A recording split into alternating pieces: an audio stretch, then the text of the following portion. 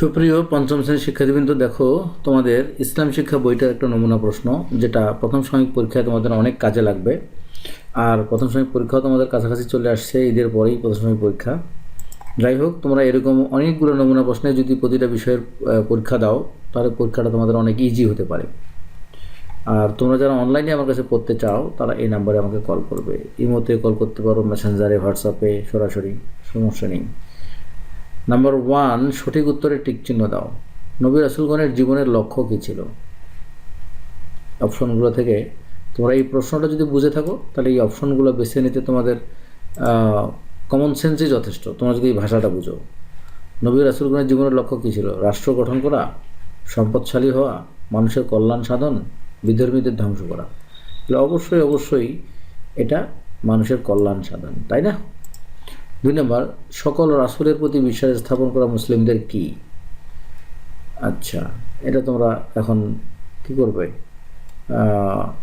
এটা নিজে বুঝেই করবে। এটা ইচ্ছাধীনও নয়, সুন্দর আচরণের মধ্যেও পড়ে না, সৌজন্য নয়, এটা ইমানের অঙ্গ। ঠিক আছে, পার্টস অফ ইমান, বিশ্বাস স্থাপন করা। আচ্ছা, ওহির মাধ্যমে আল্লাহ কাদের জ্ঞান দান করেছেন?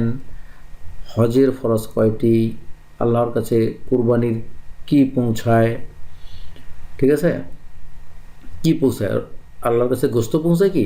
রক্ত, চামড়া? না, তাকওয়া। তাকওয়া হচ্ছে খোদা ভীতি, আল্লাহ ভীতি। এগুলো তোমার বুঝে বুঝেই উত্তর দিবে। ঠিক আছে, 7, 8, 9, 10টা এরকম আছে সংক্ষিপ্ত প্রশ্ন, মাল্টিপল চয়েস। মানুষ চেষ্টা করে তাই পায়, এটি কার উক্তি? হ্যাঁ, এটা তোমরা বুঝে বুঝেই উত্তর দিবে। এগুলো শূন্যস্থান পূরণ করো। আল্লাহ তাআলা আমাদের ড্যাশ, আমরা একমাত্র আল্লাহ তাআলার ড্যাশ করব। এই জন্য আমি বারবার বলছি, ভাষার উপর একটা আলাদা দক্ষতা যদি তৈরি হয়, তাহলে এগুলো তোমাদের তখন কি হবে? খুব সহজেই হয়ে যাবে। ভাষা বুঝবে, ভাষা বুঝলেই তোমাদের মানে আর আর আর আর কে পায়। 3 নম্বর, শুদ্ধ অশুদ্ধ নির্বাচন করো। সালাতের নিষিদ্ধ সময় 3টি।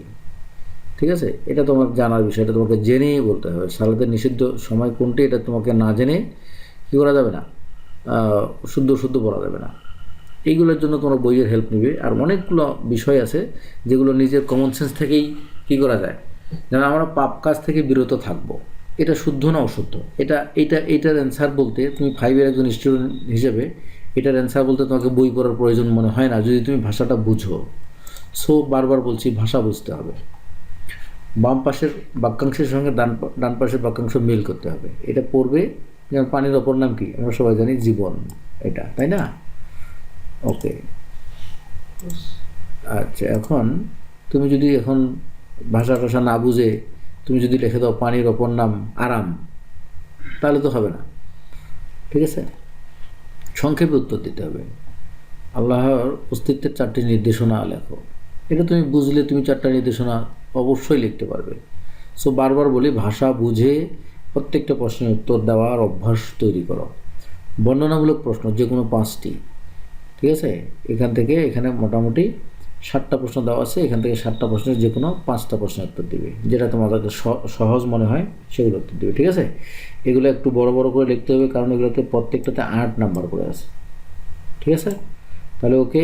আমার ভিডিওগুলো তোমাদের ভালো লাগলে তোমরা অবশ্যই লাইক, কমেন্ট এবং শেয়ার করবে। তারপরে কে কোথা থেকে দেখছো সেটাও আমাকে জানাবে। ওকে, আল্লাহ হাফেজ।